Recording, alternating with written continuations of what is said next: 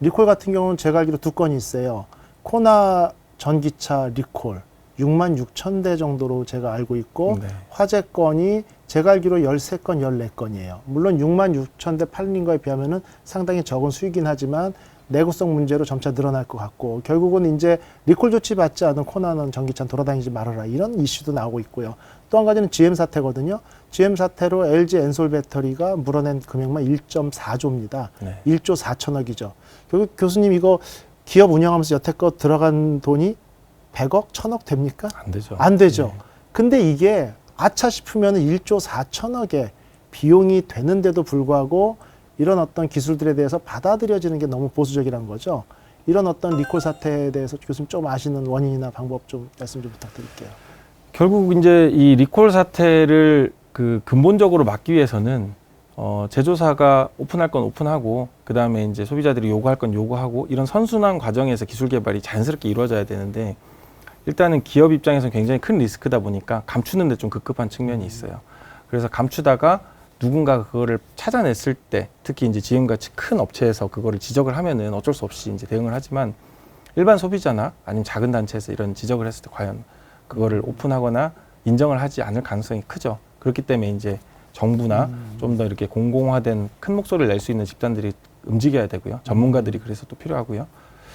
그리고 이제 코나 리콜 사태 관련해서는 코나가 유달리 화제가 많았던 이유가 제가 이 전기차 쪽을 쭉 진단을 해보니까 마진이 작아요.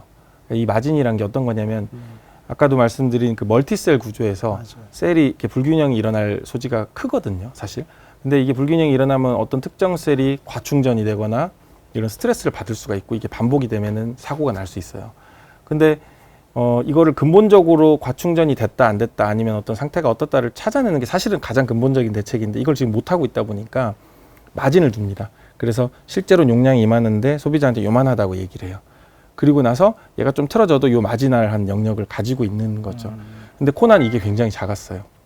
그래서 마지널한 영역이 작으니까 좀 틀어졌을 때 이런 문제가 빨리 일어날 소지가 컸고 최근 나온 차들은 제가 해보니까 한 6%에서 10%까지 마진이 있더라고요. 많이 늘어났네요. 네, 그래서 코나는 아마 3%로 제가 알고 있어요. 예. 그래서 실제로 용량을 추정해보면 제조사들이 이렇게 공식 용량이라고 얘기한 것보다 훨씬 큰 용량이 들어가 있어요. 그리고 실제로는 100%가 아닌데 100% 충전됐다고 하고 이렇게 하고 있더라고요. 그래서 그런 부분들이 제조사 나름의 노력이죠. 제조사 입장에서는 비용인데도 불구하고 그렇게 했다는 거는 뭐 칭찬할 만한 일인데 결국은 이제 같이 가야 된다고 봅니다. 진단하는 것도. 네. 근데 결국 그 문제가 뭐냐면 전기차가 초기에 이제 시장에 보급되면서 충전소 부족 여러 가지 이유로 인해 가지고 테슬라가 유발이라고 봐요. 일충전 주행거리 싸움이 너무 심각했기 때문에 맞아요. 이거 비거리를 가득 채우면 물이 엎질러질 위험성이 높은데도 불구하고 한 12에서 뭐 8% 정도의 전 마진율 10% 내외 플러스 마이너스가 적절하다고 보거든요. 네. 근데 이걸 97%까지 충전하면서 3%밖에 두지 않도록 이렇게 크리티컬하게 끌고 간 기업체의 뭐 문제점일 수 있는데